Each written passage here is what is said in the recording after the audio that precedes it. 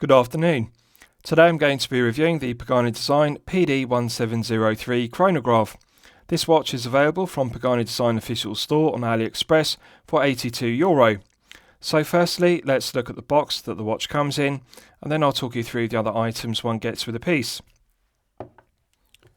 So the watch comes in this cardboard watch box, and the watch sits on a piece of foam inside a foam cutout panel in the base, as one would expect. Although basic, it does suffice in protecting the watch in shipping from any damage, and I think it's perfectly acceptable to use this basic cardboard watch box, bearing in mind it's a low tier price point piece at only €82. With regards to the items, this is the owner's instruction manual, clear concise diagrams, the instructions are in English, and it details the operation of the movement used, which is the Seiko VK67 Mecha Quartz. This is the guarantee card, and as usual the reverse isn't filled in. However, I'm pleased to report the watch is covered by the usual 12-month international warranty. This is the plastic tag that comes to the watch. And lastly, one also gets this Pagani Design branded microfiber polishing cloth. I always think it's a nice touch to get a branded microfiber polishing cloth irrespective of the price point of a piece. So, with regards to the specifications of the piece, this is the Pagani Design PD-1703 Chronograph. The watch is clearly an homage to the IWC Pilot's Chronograph, so we have similar proportions, 42.6mm case diameter, we have a lug-to-lug measurement of 50mm, a thickness of 12.5mm, and a lug width of 20mm. The genuine leather alligator strap tapers from 20mm at the lugs down to the buckle and tang, and as you can see the buckle is signed to a high standard with Pagani Design's logo engraved. Nice heavy gauge to the 316L grade stainless steel buckle, brushed satin finish to the top side, underside and flanks, and we also have a large bevel which is mirror polished to a good standard around the edges. No sharp edges, no corners, so it really is a very well finished buckle, bearing in mind this is a low tier price point piece at €82. With regards to the alligator strap, we have two keepers. One floats up and down the strap and one is fixed. I'll show you the underside to the leather strap. As you can see, embossed with genuine leather, flawless stitching to the underside and top side, plenty of holes to allow for fine tuning the length. Nice attention to detail because they've also embossed the Pagani Design shield, and on the other side to the strap they've also embossed Pagani Design. So nice contrasting tan leather to the underside, which is the lining. Now, credit where credit's due. Pagani Design have made the correct decision by using quick release stainless steel spring bars rather than standard spring bars.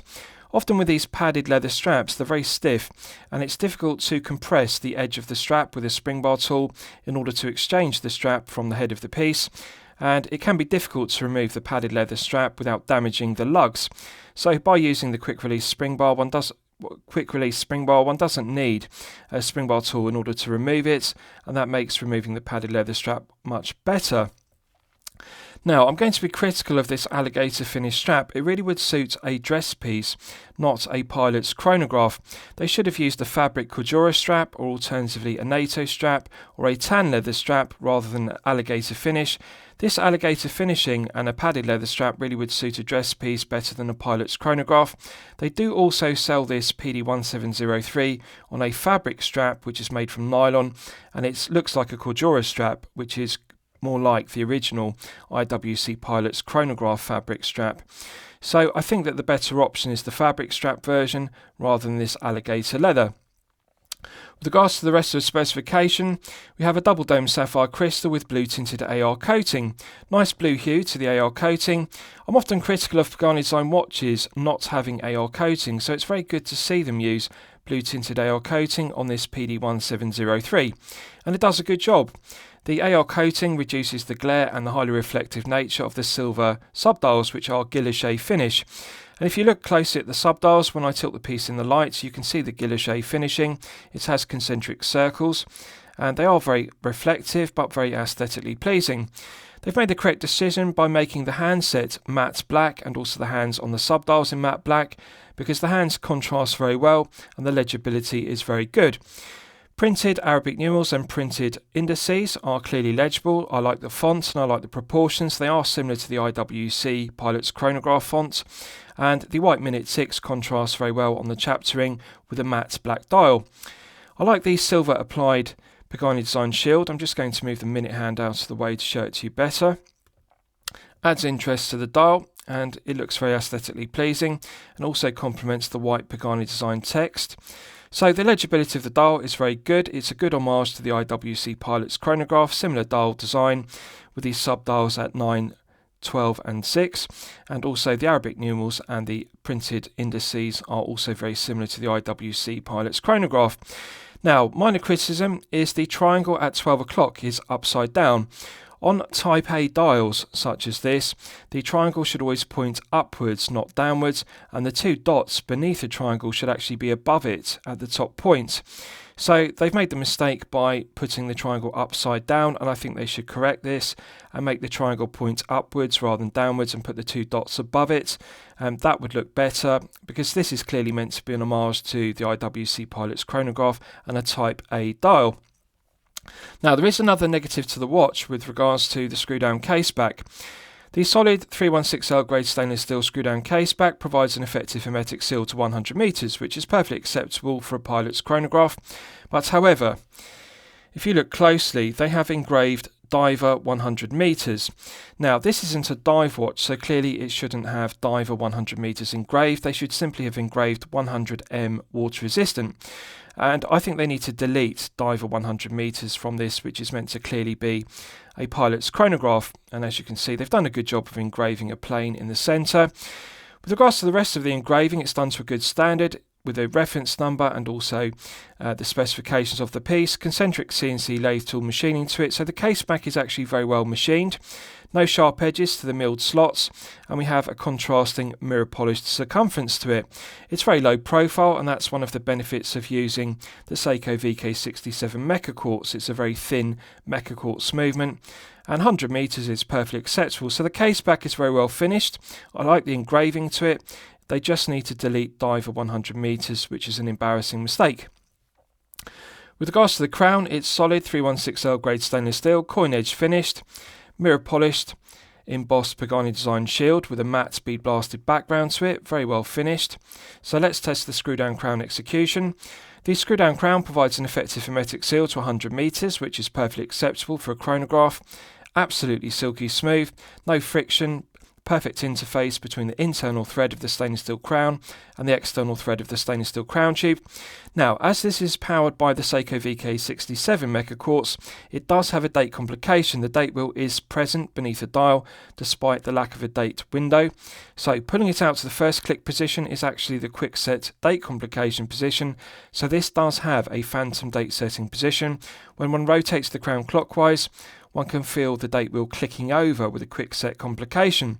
Pulling it out to the second click position is the time setting position, and the movement does have hacking. If you look at the 6 o'clock subdial, you can see the second subdial hand has stopped dead, so it's possible to set the time precisely to the second.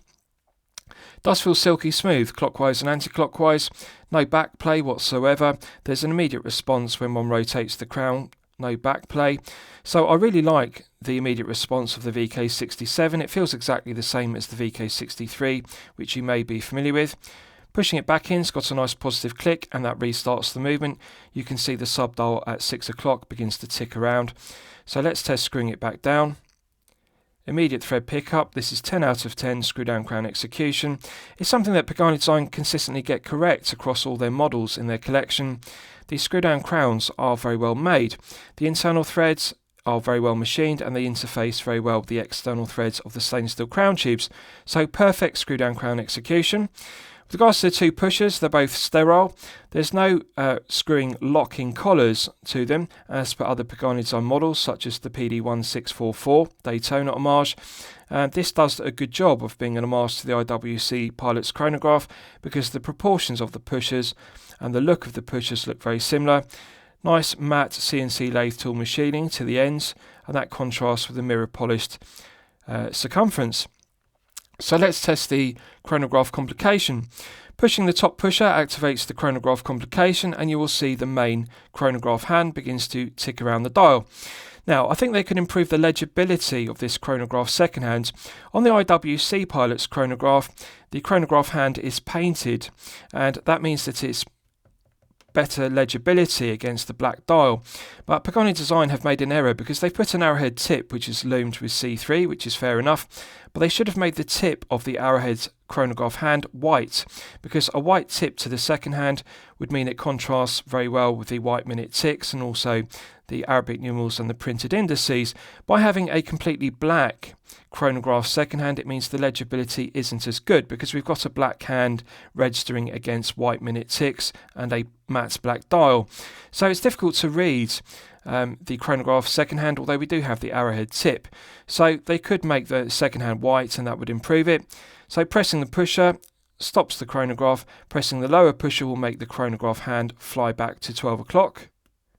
Perfect alignment. So the chronograph complication works very well. Nice positive resistance. I like the firm resistance to the pusher. It feels like a nice crisp activation. One has to really push it hard, so it's going to last for a good length of time. Pushing it again stops it with a nice firm click, and pressing the lower pusher resets it bang on 12 o'clock. So the alignment is correct. The chronograph works as one would expect. Right, so let's do a Lume test and we'll see how the Lume performs when it's charged up to the absolute maximum.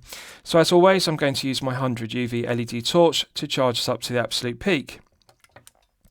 Right, so that's now fully charged. Now initially, the C3 Luminova looks good. There's a good colour tone match between the printed Arabic numerals, the printed indices and also the large sword hands.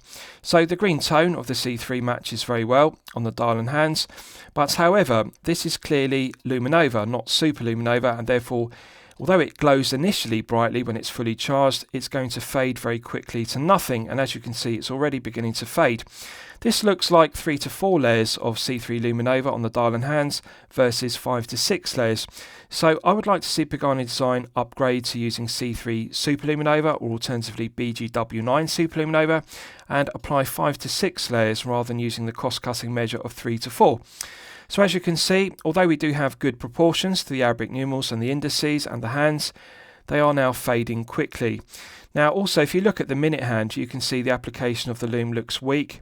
It doesn't look even. The centre section of the minute hand, the sword hand, there's actually some darker patches in the Lume plot, so that means that they haven't applied 5 to 6 layers to build up the thickness. So there is room for improvement on the quality of their Lume printing, and as you can see it's now fading very quickly. So I've described the Lume performance as okay, bearing in mind it's a low tier price point piece at €82, but I would like to see them increase the retail price by €5 and use BGW9 or C3 Super Luminova and 5 to 6 layers, because as you can see it's now fading very quickly.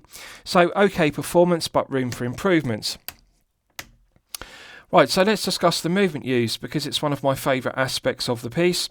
You'll all be familiar with the Seiko VK67.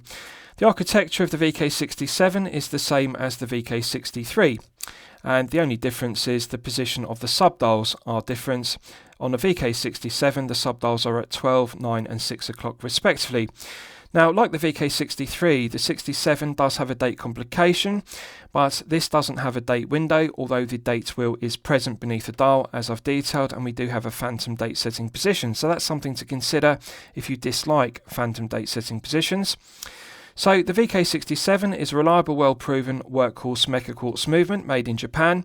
It has a 3-year stated battery life. Now the 3-year battery life is based upon you using the chronograph complication for 60 minutes per day.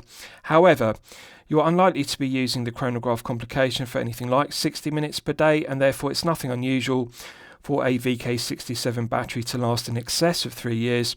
4 to 5 years is the typical battery life. So potentially you could buy this watch, and providing you don't use the chronograph for 60 minutes per day, you could wear it for 4 to 5 years before needing to change the battery, which is very good. It has hacking, which I've demonstrated. One can stop the subdial 60-second hand dead to set the time precisely to the second. The stated accuracy of the VK67 is plus or minus 20 seconds per month. So I want you to consider that for a second. That's not plus or minus 20 seconds per day or per week, that is per month. Better than plus or minus 1 second per day. This one is running consistently at 0 seconds per day accuracy, so perfect accuracy from the VK67. So perfect choice of movement for this PD-1703. I like everything about it.